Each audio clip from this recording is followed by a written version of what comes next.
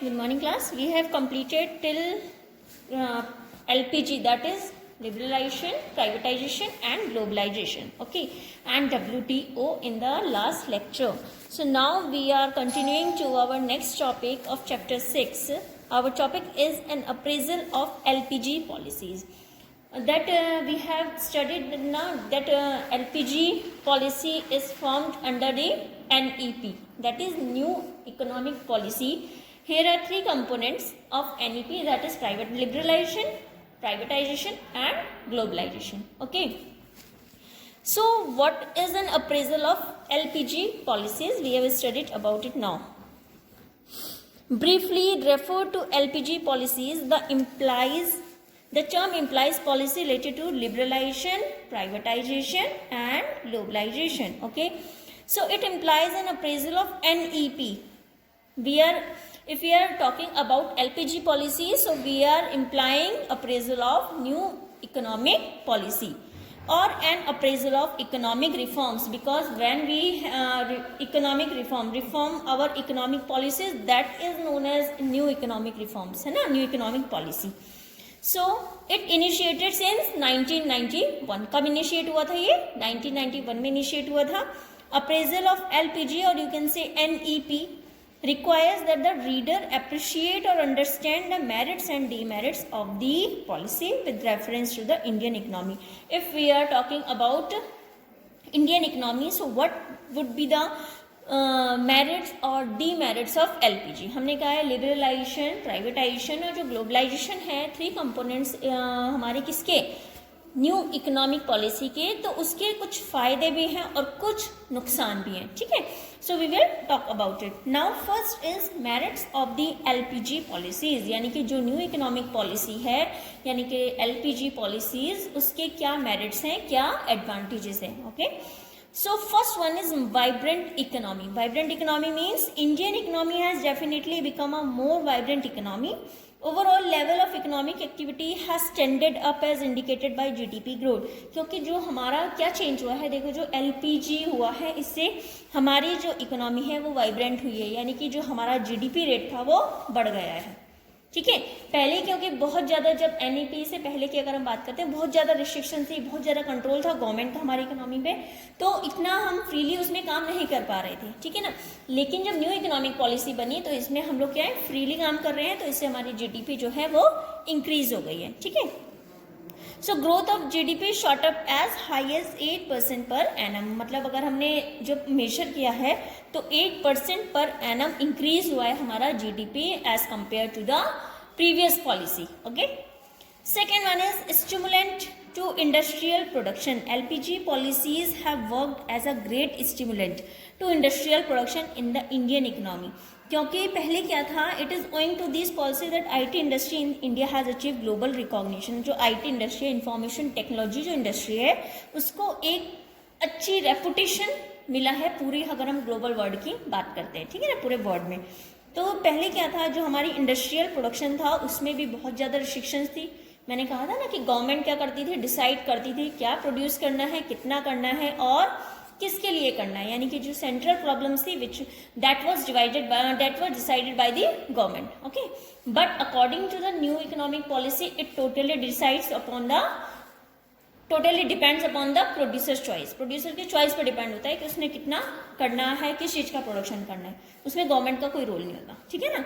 उसमें क्या था, इंडस्ट्रियल के केस में देखो मैंने आपको बताया था कि पहले गवर्नमेंट क्या रखती थी कि लाइसेंस सिस्टम था, है ना. सब कंट्रीज कोई भी इंडस्ट्री अगर ओपन होती थी तो उसमें लाइसेंस सिस्टम मेन था, लाइसेंस होना जरूरी था.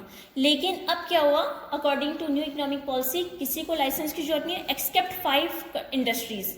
ठीक है. वो कौन कौन सी होती है, मैंने बताई थी आपको, बताओ कौन कौन सी होती है. सिगरेट की है, लिकर की है, डिफेंसिव है और डिफेंस इक्विपमेंट्स की, एक्सप्लोजिव्स की है और एक और, हाँ. ठीक है. तो ये हमारी क्या है, जो इंडस्ट्रीज हैं इसमें लाइसेंस की जरूरत है, बाकी अब किसी में लाइसेंस की जरूरत नहीं है. तो ये रिस्ट्रिक्शन भी खत्म हो गई. ठीक है. सो नाउ जो हमारा IT इंडस्ट्री है इंडिया में, उसको एक अचीव ग्लोबल रिकॉग्निशन मिली है according to the industrial production. Okay. So this is also the merit of the LPG policy.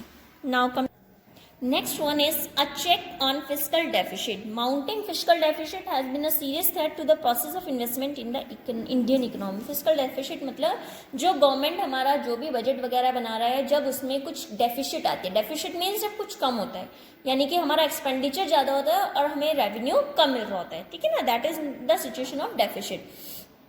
सो जब डेफिसिट की प्रॉब्लम होती है तो ये जो इंडियन इकोनॉमी में जो इन्वेस्टमेंट का प्रोसेस होता है उसमें एक तरीके से बैरियर का काम करती है, ठीक है ना. अगर कोई इंडियन इकोनॉमी में इन्वेस्ट करना चाहता है, so it should be a barrier in the process of the investment. So from as high as 8.5% of GDP has brought down to around 3.5% of GDP. इससे क्या हुआ, जो 8.5% का GDP था उसने किसको कम कर दिया, कितना, 3.5%. Okay. Then next one is a check on inflation. Inflation means महंगाई, when prices are moving up. So owing to greater flow of goods and services in the economy, rate of inflation has been lowered. अब देखो, पहले क्या था, सिर्फ government के ऊपर depend करता था, अब प्रोड्यूसर की अपनी चॉइस के ऊपर डिपेंड करता है ना. तो जो चॉइस हमारी रहेगी कि हमने किस चीज़ का प्रोडक्शन वगैरह करना है, सब चीज़ें हम लोग डिसाइड करेंगे, मतलब प्रोड्यूसर डिसाइड करेगा. तो उससे क्या होता है, गुड्स एंड सर्विसेज का ग्रेटर फ्लो होता है. कोई रिस्ट्रिक्शन नहीं है कि भाई तुमने 100 ही सिर्फ ट्रांसपोर्ट करने हैं या 100 ही हमने क्या करना है, सेल करने, कोई रिस्ट्रिक्शन नहीं है, जितना मर्जी उतना कर सकते हैं, ठीक है.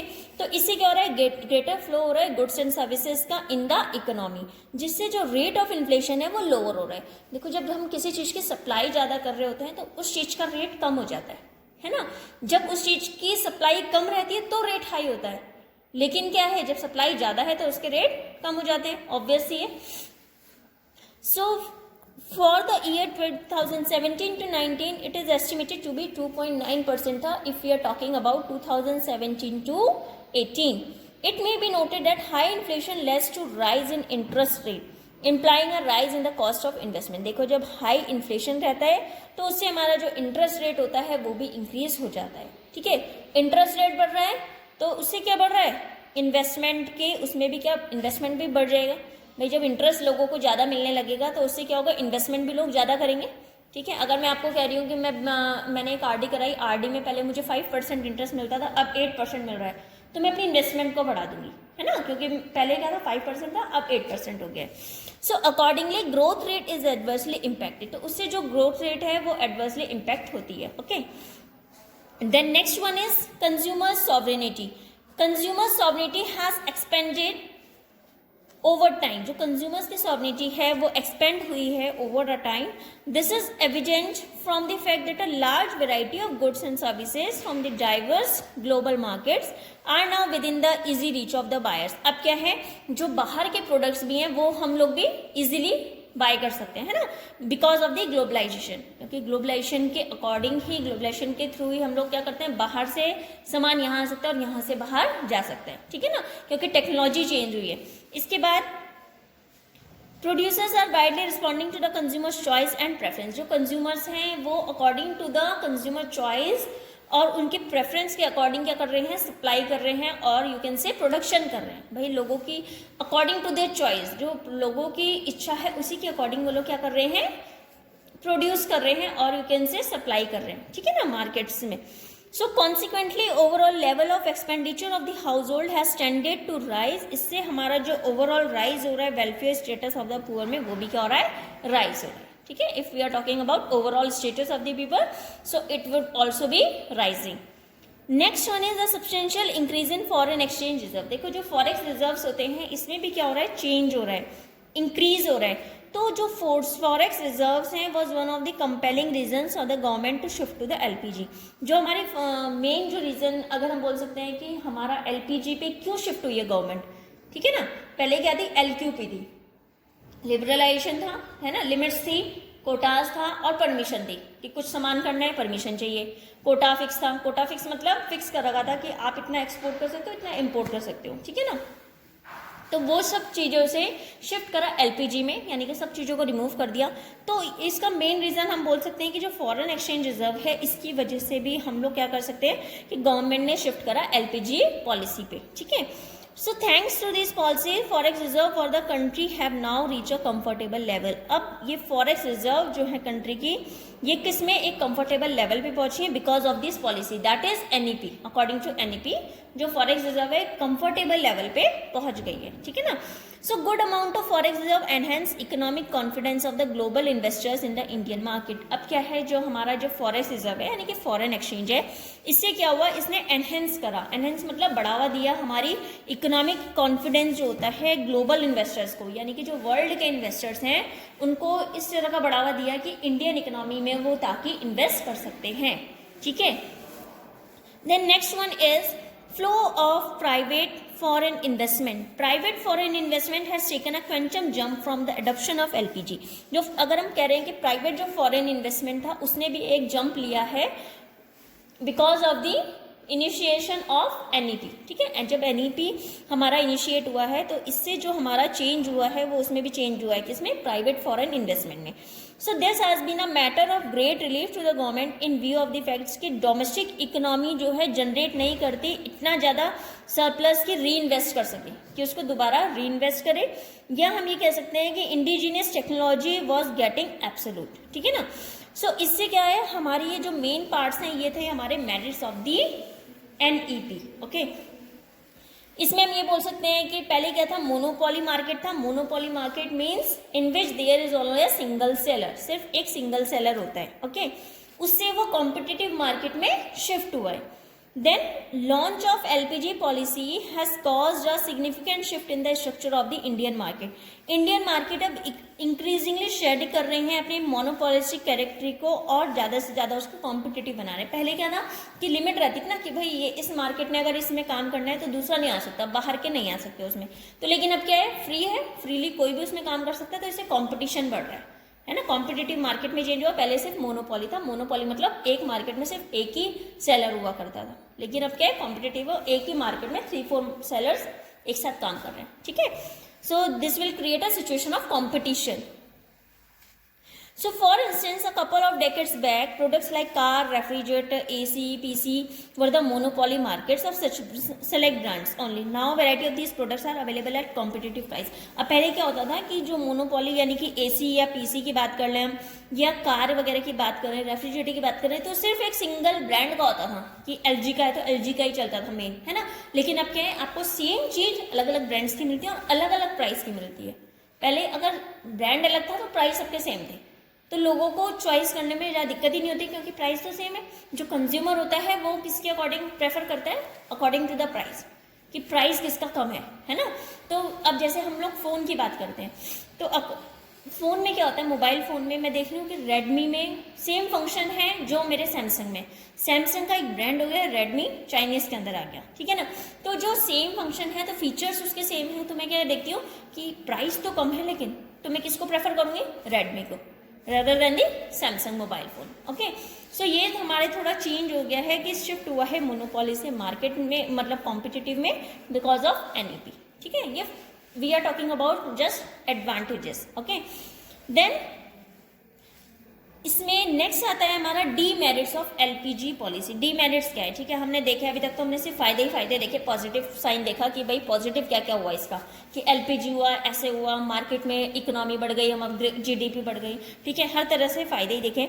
लेकिन अब क्या हुआ, एलपीजी पॉलिसी डीमेरिट्स क्या हुआ. फर्स्ट पॉइंट है नेग्लेक्ट ऑफ एग्रीकल्चर. एग्रीकल्चर को नेग्लेक्ट हो गया, ठीक है. क्यों, क्योंकि इसमें क्या है, मशीन्स वगैरह यूज कर रहे हैं, instead of labour we are using machines. So growth of GDP has primarily been owing to a growth of secondary and tertiary sectors. अब जो है लोग पहले किस में काम करते थे, in the field of agriculture. Agriculture में लोग ज़्यादा काम करते थे, यानी कि प्राइमरी सेक्टर में ज़्यादा लोग इन्वॉल्व होते थे. लेकिन अब क्या है, लोग किस में काम कर रहे हैं, सेकेंडरी सेक्टर और tertiary sector. You can say secondary sector means manufacturing में काम कर रहे हैं या फिर सर्विस कर रहे हैं, ठीक है ना. बहुत कम लोग होते हैं जो एग्रीकल्चर फील्ड से रिलेटेड है, उससे जुड़े हुए हैं, ठीक है. So substantial agriculture sector has suffered a serious neglect. उससे क्या है, उसको सीरियस नेग्लेक्शन मिला है. And in growth rate has depleted to a miserably low level. 2-3% पर एनम जो है कम हो गया है हमारा एग्रीकल्चर सेक्टर का जो इन्वॉल्वमेंट था, ठीक है.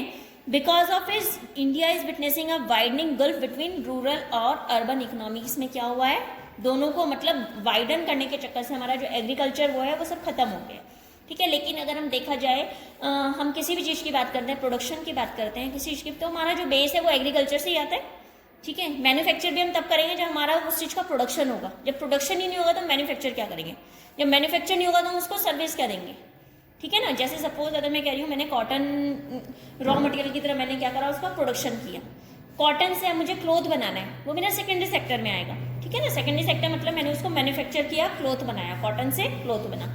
अब जब क्लोथ बनेगा तभी तो मैं उसको जैसे ट्रांसपोर्ट करूंगी तो मेरे थर्ड सेक्टर में आएगा, टर्शरी में, ठीक है। सर्विस मतलब उसको ट्रांसपोर्ट कर रही हूँ, दुकानों पे ले जा रही हूँ, बेच रही हूँ, that it all comes under the tertiary sector. तो मेन क्या था हमारा, कॉटन। जब कॉटन ही नहीं होगा तो मैं क्लोथ किसकी बनाऊंगी, और क्लोथ नहीं बनेगा तो मैं ट्रांसपोर्ट क्या करूंगी, सेल क्या करूंगी, ठीक है। So main base is the primary sector, that is we can say agriculture sector, okay. So first demerit is neglection of agriculture, okay. Then second one is urban concentration of growth process. देखो जो LPG policies है इसने जो main concentration रखा अपना growth process का, वो किस में रखा, अर्बन एरियाज में रखा, जो अर्बन एरियाज है सिटी वगैरह में रखा, रूरल का नहीं सोचा, ठीक है ना।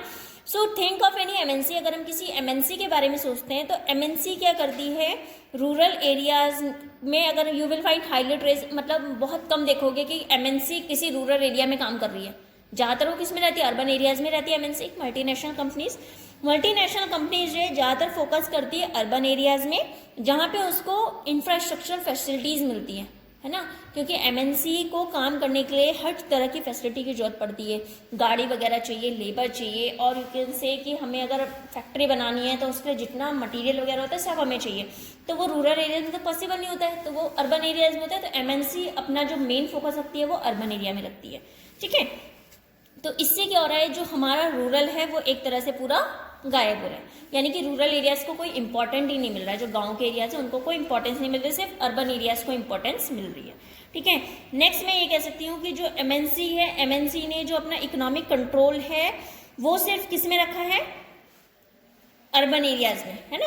उससे क्या हो रहा है कि जो हमारे इंडियन मार्केट्स हैं वो एक्सप्लॉइट हो रहे हैं, कि बाहर की कंपनी आके वहाँ पे खुल गई है, ठीक है। एक तरह से हमने देखा कि कंपटीशन का हमको चांस मिल रहा है, लेकिन इससे क्या हो रहा है, लोग बाहर के प्रोडक्ट्स खरीदते हैं, अपने नहीं खरीदते। जैसे अगर हम चाइना की बात करते हैं, पहले क्या होता था, चाइना टॉयज यहाँ पे थे, ठीक है ना, अब तो रिस्ट्रिक्शंस वगैरह लगी है, लेकिन पहले क्या था, बिफोर कोविड-19 तो चाइना के टॉयज, चाइनीज आइटम को लोग ज़्यादा प्रेफर करते थे रेदर देन दी इंडियन प्रोडक्ट्स, ठीक है। इंडियन प्रोडक्ट्स को ना करके क्या करते थे, चाइनीज प्रोडक्ट को ज़्यादा, क्योंकि उसके रेट बहुत कम होते थे, है ना। चाइना के जो प्रोडक्ट के रेट होते हैं वो बहुत कम होते हैं। Either we can say about mobile phone और एनी टॉय और एनी प्रोडक्ट, कोई से भी प्रोडक्ट की बात कर ले, फर्नीचर तक की बात कर ले, अगर वही अगर सपोज मैं डाइनिंग टेबल लेने जा रही हूँ, अगर मैं इंडियन डाइनिंग टेबल देख रही हूँ, ठीक है ना, इंडियन जो मेड इन इंडिया है, अगर मैं वो देख रही हूँ मुझे 25 का पड़ रहा है, तो same dining table in the Chinese item की अगर मैं बात कर रही हूँ तो चाइना में मुझे वही 10-15 में मिल जाएगा, ठीक है। तो ये थोड़ा डिफरेंस होता है रेट में, तो लेकिन जो कंज्यूमर्स की मेंटेलिटी है वो होती है, यही होती है कि हमें रेट कम पे करना पड़े, ठीक है ना। फीचर्स सेम देखते हैं, लेकिन कहते हैं जब ये सस्ता है, ये नहीं देखते हैं कि वो उसकी क्वालिटी कैसी होगी, क्योंकि चाइना क्वालिटी नहीं देता है, ठीक है ना। वो रेट कम देता है लेकिन उसकी कोई क्वालिटी नहीं होती। आपको बताओ चाइनीज आइटम जल्दी टूट जाता है, ठीक है, तो उसकी लॉन्ग लाइफ नहीं होती, लेकिन जो हमारे इंडियन प्रोडक्ट्स होते हैं उसकी लॉन्ग लाइफ होती है ना। जैसे अगर हम ये जो दिवाली पे लड़ी वगैरह यूज़ करते हैं, उसमें भी हम लोग बोलते हैं कि चाइनीज़ लड़ी 40 या 50 की मिल जाती है, सेम लड़ी अगर हम इंडियन की बात करते हैं तो 120 या 150 की मिलती है, because of their quality difference है, लेकिन रेट दोनों का बहुत ट्रिपल हो गया ना, इंडियन तो उससे ट्रिपल हो गया, वो क्या है 40 की है, ठीक है। तो ये थोड़ा डिफरेंस हो जाता है। तो इससे क्या हो रहा है, हमारे जो इंडियन मार्केट से वो अपने जो हमारे प्रोडक्ट्स थे उसको एमएनसी उसको एक्सप्लॉइट कर रही थी, मतलब पूरी तरह से बेकार कर रही थी जो इंडियन मार्केट्स हैं अपने प्रोडक्ट्स को बेच के, ठीक है ना। Next we can say spread of consumerism. Next आता है स्प्रेड ऑफ कंज्यूमरिज्म, यानी कि जो स्प्रेड है एमएनसी का हमारी कंट्री में as a consequence of LPG policy has related in a large scale spread of consumerism. इससे कंज्यूमरिज्म का लार्ज स्प्रेड हुआ है लार्ज स्केल में a variety of global brand जो मार्केट में has induce the masses to become splendid going beyond their means, मतलब उनके इतने साधन नहीं है जितना वो उसमें स्पेंड कर देते हैं, खर्चे कर लेते हैं लोग, है ना। तो इससे क्या हो रहा है कि लोग जो हैं डेप्ट में फंस रहे हैं, मतलब एक दूसरे को देख के, क्योंकि आजकल क्या है जो रिच है वो तो इजीली अफोर्ड कर लेता है, लेकिन जो पुअर लोग हैं वो नहीं अफोर्ड करते, लेकिन एक दूसरे को देख के क्या करते हैं, उसकी जिद करते हैं कि हम भी वैसा ही करेंगे, तो उससे क्या करते हैं वो बोरोइंग्स लेते हैं, ठीक है। तो उससे किसको फायदा हो रहा है, एमएनसी को ही फायदा हो रहा है, क्योंकि उनके तो प्रोडक्ट्स बिक रहे हैं, उसको उससे तुम लोगों को कोई वो नहीं है कि तुम लोग कैसे कर रहे हो, तुम पे उसका मीन्स है या नहीं है, मीन्स मतलब तुम पे साधन है, लेने लायक हो, अफोर्ड करते हो नहीं करते हो, इट डजंट मैटर, ठीक है, फॉर द एमएनसी। नेक्स्ट आता है lopsided growth process. LPG has facilitated the growth process of the Indian economy, but it is lopsided. मतलब ग्रो तो करा उसने, मैंने कह दिया कि ठीक है इंडियन इकोनॉमी में जब LPG आया है तो इससे ग्रो तो हुई है, लेकिन लॉपसाइडेड हुई। लॉपसाइडेड मतलब हमें दिख नहीं रही है वो कि कैसे ग्रो हो रही है। So it is not an inclusive growth process, it does not include all the sectors of the economy. इसमें सारा इंक्लूड नहीं है, सारे सेक्टर्स की बात नहीं करी, क्योंकि मैंने जैसा अभी आपको बताया एग्रीकल्चर सेक्टर इसमें पूरी तरह से नेग्लेक्ट हो रहा है ना। सेकेंडरी और टर्शरी को लोग ज्यादा इंपॉर्टेंस दे रहे हैं, एग्रीकल्चर को नहीं दे रहे हैं। Instead it is increasing relying on service sector of the economy. In fact, it is just an IT-focused growth process which is gradually overshadowing the process of industrialization besides neglecting the farming sector. सिर्फ industrialisation को ज़्यादा grow मिल रही है, लेकिन जो हमारा farming sector है वो डाउन जा रहा है, ठीक है ना। So it is alarming to note that owing to liberalization and globalization, the Indian farm is shifting to production of cash crops for the foreign markets, causing a shortfall of domestic supplies of food grains. मतलब जो अपनी domestic supply करते थे food grains की, वहां ना करके अब क्या कर रहे हैं, फॉरेन मार्केट्स के लिए कर रहे हैं, ठीक है। So alas we are often force to import food grains despite green revolution. अब क्या था कि हम लोगों को इम्पोर्ट करनी पड़ती है फूड ग्रेन्स भी बाहर से, क्योंकि हमारी जो कंट्री में बन रहा है वो हमारे डोमेस्टिक कंट्री में मिल ही नहीं रहा है, क्योंकि जो फार्मर्स है वो सीधे कहाँ भेज रहे हैं, बाहर भेज रहे हैं। तो जो हमारी कंट्री को जरूरत पड़ेगी तो हम कहाँ से लेंगे, बाहर से मंगाना पड़ रहा है, ठीक है। And this is against the green revolution. तो इससे क्या करना पड़ रहा है, हमको इंपोर्ट करने पड़ रहे हैं food grains from the outside, okay. Next is cultural erosion. Cultural erosion means globalization has also led to cultural erosion in the Indian society. इसके कुछ इकोनॉमिक वो है, जैसे कि इकोनॉमिक प्रॉस्पेरिटी ने एक पूरा लीड ओवर कर लिया है पैरामीटर्स ऑफ लाइफ पे। Next is everybody wants to be economically independent. हर कोई चाहता है कि मैं इकोनॉमिकली इंडिपेंडेंट बनूं, मतलब अपने आप पे डिपेंडेंट बनूं, किसी और पे निर्भर ना रहूं, ठीक है। ये नहीं देखते कि उनकी फैमिली के लिए क्या रिस्पॉन्सिबिलिटी है या सोसाइटी के लिए क्या रिस्पॉन्सिबिलिटी, हर कोई अपना सोचता है, ठीक है। Next you can see loyalty towards the family and loyalty towards the society which used to be strong holds of the Indian social culture are being discarded as useless vile virtues in the material. अगर materialism की बात करते हैं तो ये सब चीजें गायब हो गई हैं लोगों में से, ठीक है। And this is all due to the LPG। ये डीमेरिट्स हैं हमारे LPG के, ठीक है। So we have talked about LPG merits and LPG demerits, okay. Now last topic is which way to go. So should we or should we not subscribe the LPG policy? तो क्या तुम सोचते हो कि LPG policy according to the merits and demerits, क्या लगता है तुम्हें कि LPG पॉलिसी होनी चाहिए और नहीं होनी चाहिए? So it is a deliberate issue, but avoiding the pros and cons of LPG, the two graders can definitely make one concrete observation. LPG policy एक वे है कि ताकि हम ग्रोथ और डेवलपमेंट को एक्सेलरेट कर सके, ठीक है।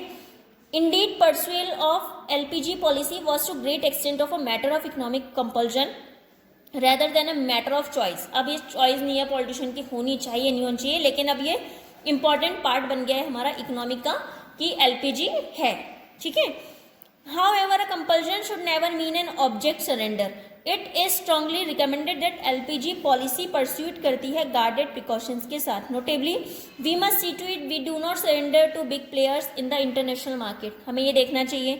Second, we must see to it that we do not compromise with economic interests of our domestic producers while allowing a free access to the foreign investment. मतलब कि हमें ये देखना चाहिए कि हमें कॉम्प्रोमाइज़ नहीं करना पड़ता जो इकोनॉमिक इंटरेस्ट होता है डोमेस्टिक प्रोड्यूसर्स का। डोमेस्टिक प्रोड्यूस मतलब जैसे सपोज मैं इंडियन इकोनॉमी से रिलेट करती हूँ, इंडिया से रिलेट करती हूँ और मैं यहाँ की प्रोड्यूसर, ठीक है, तो ये मेरे पे एक तरह से पूरा वो नहीं रहता है, मेरे पे कोई कॉम्प्रोमाइज़ नहीं करना पड़ेगा मुझे कि भाई अगर, क्योंकि मेरे को फ्री अलॉय है, फ्री असर्स है कि मैं बाहर जाके इन्वेस्ट कर सकती हूँ, बाहर वाले यहाँ के, तो मुझे किसी का दबाव नहीं रहेगा, ठीक है ना। Second, we must see to it we do not become economically subservient to multinational company, मतलब हम इकोनॉमिकली किसी के मल्टीनेशनल कंपनी के एम्प्लॉय नहीं बनेंगे। अगर हम लोग काम करना चाहते हैं तो ये हम काम करेंगे, कोई ज़बरदस्ती नहीं है कि बाहर की कंपनी आके हमें ज़बरदस्ती काम कराएगी, ठीक है। It is according to our choice that we have to do or not, okay. So we must be a position to channelize FDI यानी कि foreign direct investment more into areas of infrastructure rather than the retail trader or you can say fast food junction like KFC and Domino। हमें जो है FDI में invest करना चाहिए, ज़्यादा से ज़्यादा एरियाज जो इंफ्रास्ट्रक्चर के एरियाज हैं, यानी कि अगर हम KFC डोमिनोज वगैरह की बात करते हैं उसमें ना करके हमें इसमें इन्वेस्ट करना चाहिए। Okay, so this is all about the new economic policy, economic reforms since 1991. Okay, now we will move to the next chapter, poverty. On Monday we will study about it, what is poverty, who are poor. Okay, we will study about it.